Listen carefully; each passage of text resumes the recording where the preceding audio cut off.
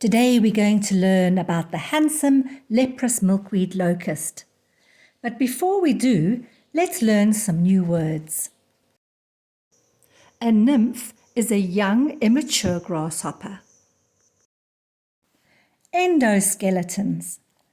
All animals, birds, reptiles and amphibians have endoskeletons, or bony frames on which soft tissue like muscles are attached.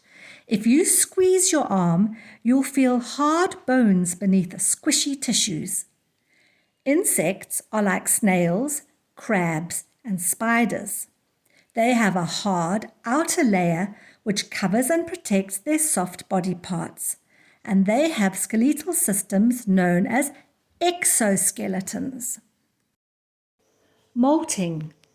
As the nymphs feed and get bigger, they outgrow their exoskeletons in much the same way as you outgrow your clothes.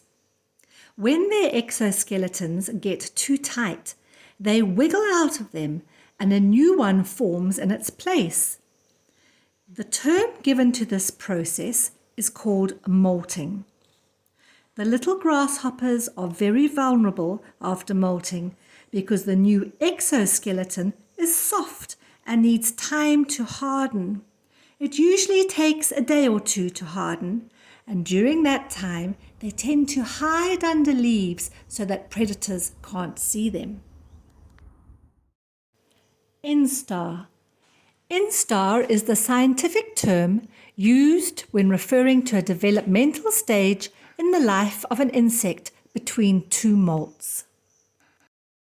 It's very common for insects at different instars to look totally different, and to the casual observer, you'd almost think that they were different creatures altogether.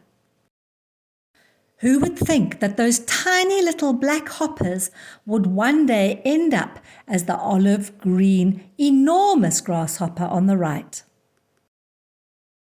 Now that we've learned our new words, let's look at the life cycle of a grasshopper. Like all grasshoppers, our grasshopper starts off life as a tiny egg. The female will lay up to 200 eggs in an egg sac deep underneath the ground. When the eggs hatch into tiny little nymphs, they feed ferociously on different types of plants. Now, most grasshoppers will only go through 4 or 5 instars, but the leprous milkweed grasshopper goes through a whopping 10 instars and can take up to 18 months to reach adulthood. So if you have these grasshoppers in your garden, it's not unusual to find all their exoskeletons scattered around the garden. Now, the common name for the leprous grasshopper is the milkweed locust, because plants from the milkweed family form an important part in their diet, like this Gomphocarpus physocarpus, a type of milkweed. It gets its common name, hairy balls, because of its inflated, ball-like seed pods. And if you were to break off a leaf or snap a stem, you would see a white sap ooze from the wound. This sap is poisonous to humans, but it's not to the leprous grasshoppers, who feast on the leaves and at times strip every leaf off the plant.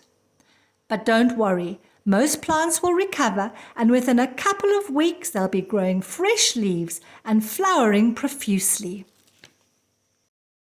As we're about to end our video, let's look at some of the instars that the leprous milkweed grasshopper goes through. It starts off as a little black nymph, and over time, after molting a few times, it adopts its bright green and black appearance, and finally, as an adult, you'll see it appearing as an olive green grasshopper. I hope you've enjoyed learning about the leprous milkweed grasshopper.